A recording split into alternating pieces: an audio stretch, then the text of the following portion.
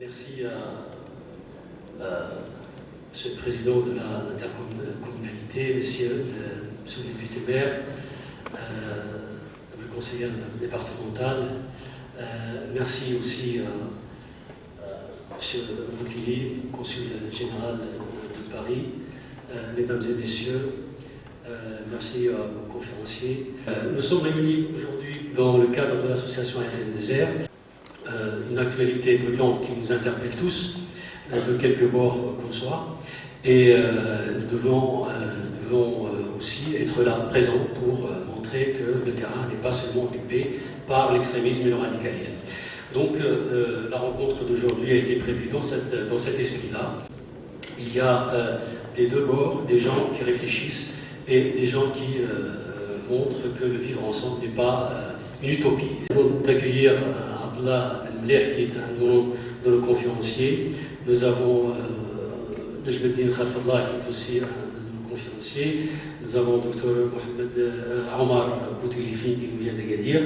Nous avons Ilham Moustachir, évidemment. Nous avons un certain nombre de penseurs qui sont là et qui réfléchissent dans cette optique et pour donc lutter contre le radicalisme et l'extrémisme. Alors, l'esprit dans lequel s'organise cette rencontre, c'est évidemment la lutte contre la manipulation et l'amalgame, qui fonctionne d'ailleurs dans les deux sens. Éviter de dire que la France est raciste.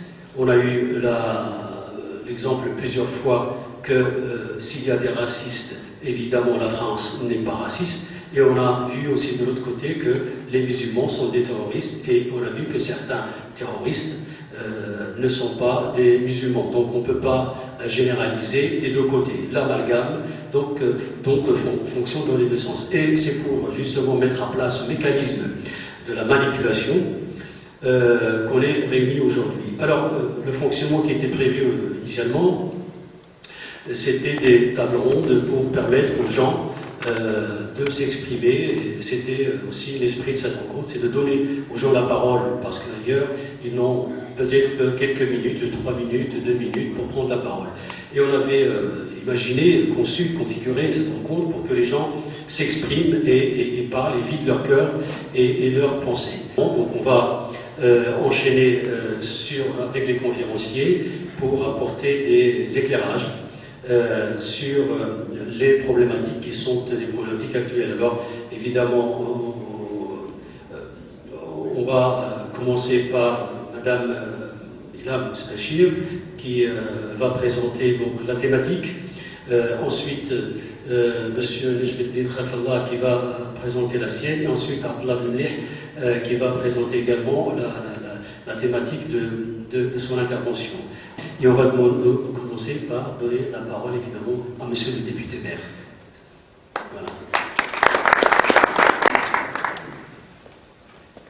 Oui, merci Monsieur le Président, Monsieur le Consul général de France, Madame la conseillère départementale, Mesdames et Messieurs les élus, Mesdames et Messieurs les conférenciers que je salue, car le sujet est d'importance. Vous l'avez dit, Monsieur le Président, comment ensemble, à la fois ici, en France, mais aussi ailleurs, et particulièrement au Maroc, mais aussi ailleurs, partout, il faut lutter, donc réfléchir et agir contre la manipulation dans les deux sens. Vous avez dit, c'est évident, il faut réagir contre les amalgames, les stigmatisations, mais en même temps, il faut réfléchir en ayant des idées claires, puisque évidemment, c'est à partir de là que l'action, notamment l'action des pouvoirs publics, partout, au niveau des États, et ici en particulier en France, et je suis un politique, un parlementaire et un maire, évidemment, il faut avoir les idées claires pour agir aussi clairement. Et bien évidemment, nous avons d'abord, au niveau de l'État, quand il s'agit, on parle de terrorisme, donc d'action violente, et après les événements tragiques et les assassinats de janvier à Paris et à Vincennes, évidemment qu'il faut une action forte, d'abord une action en termes de sécurité. De sécurité, donc pression.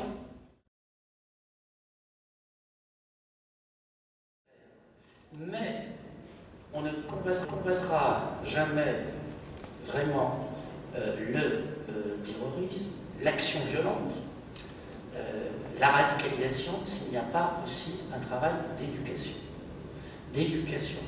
Et évidemment, dans une ville comme la nôtre, de la banlieue nord de Paris, c'est une dimension essentielle.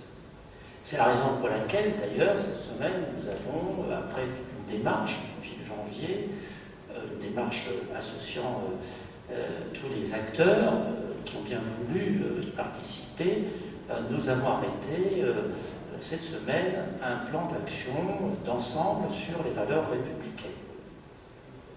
C'est l'éducation. L'éducation, c'est forcément aussi à l'école. Et là, l'éducation nationale y réfléchit, la ministre de l'Éducation nationale, Mme Belkacem, va prochainement, après aussi une concertation interne à l'institution, faire part d'actions qui devront être engagées au sein même de l'école de la République à partir de la prochaine rentrée scolaire. L'éducation, c'est aussi forcément, en dehors de l'école, donc dans la population. Et je pense que les conférences comme celle que vous organisez, forcément doivent y contribuer. Donc je crois que sur nos territoires de banlieue parisienne particulièrement, puisque nous sommes dans des villes où nous avons des populations d'origine diverses qui doivent d'abord avoir en commun, et qui ont en commun, pour beaucoup d'abord la nationalité française, c'est clair, mais qui ont en commun cette impérieuse nécessité de vivre ensemble. Car, bien évidemment, la manipulation et le radicalisme religieux, d'où qu'ils viennent, car en matière de radicalisme religieux, évidemment, on parle beaucoup du radicalisme islamique, c'est une réalité, et les formes d'intégrisme religieux ont, d'abord dans notre histoire en France, existé jusqu'à une date relativement récente. Évidemment, on pense d'abord aux guerres de religion au XVIe siècle. Mais lorsque la République, la Troisième République, il y a 110 ans, a voté la loi de 1905 sur la laïcité, c'était aussi au terme d'une lutte historique entre une religion dominante en France, qui était la religion catholique, et qui avait des prétentions à vouloir soit abattre la République par conservatisme forcément religieux et politique, soit qui avait quand même des prétentions à vouloir, dans une vision de religion, si elle est une totalité, pour ne pas dire totalitariste, elle veut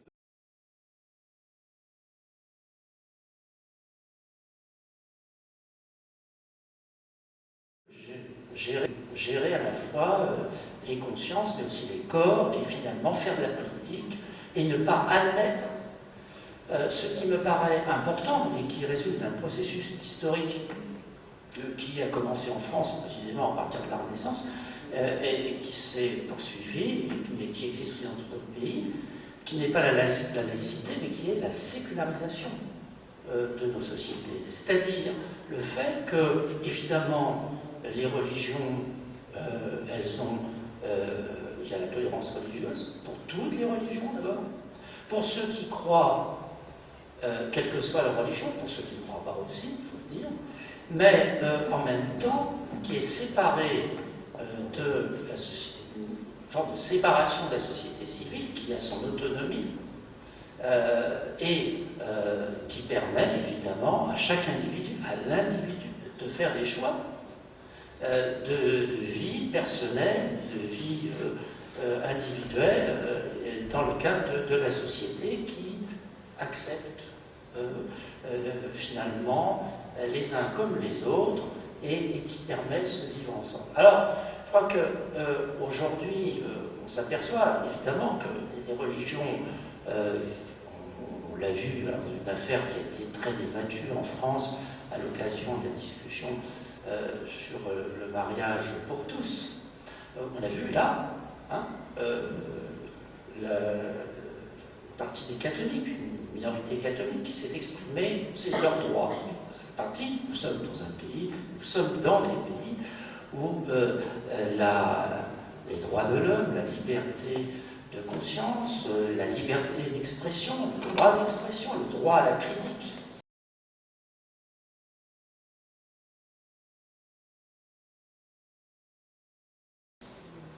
De critiquer les religions, de critiquer les politiques, de critiquer, existe et doit exister. Et donc on a vu, l'intégrisme catholique, il existe toujours, il est minoritaire, l'intégrisme juif, il existe aussi, il s'exprime parfois. Donc, ce qui me paraît être le problème, c'est l'intégrisme religieux. Ce n'est pas la religion, c'est l'intégrisme religieux lorsque, forcément, il prétend tout diriger, dans une définition, une vision finalement totalitaire, comme on pouvait dire du nazisme, du fascisme dans les années 30 et les années 40, c'est ce totalitarisme qui consiste finalement à être une forme de dictature, mais là, des consciences, des corps, et finalement qui veut ordonner toute la vie sociale, la vie politique en fonction de dogmes. Je crois que là est le problème. Le problème n'est pas pour la religion.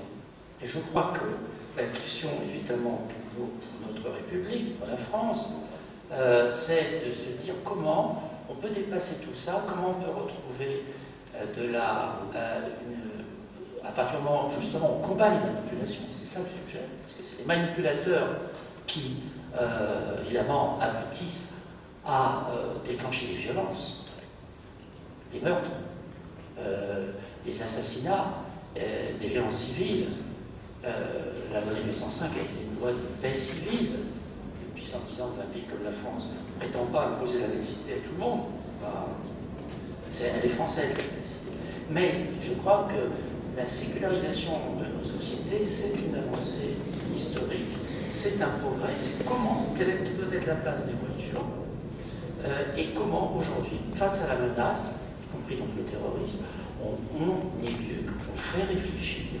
Et je pense vraiment que votre initiative est importante, elle est essentielle.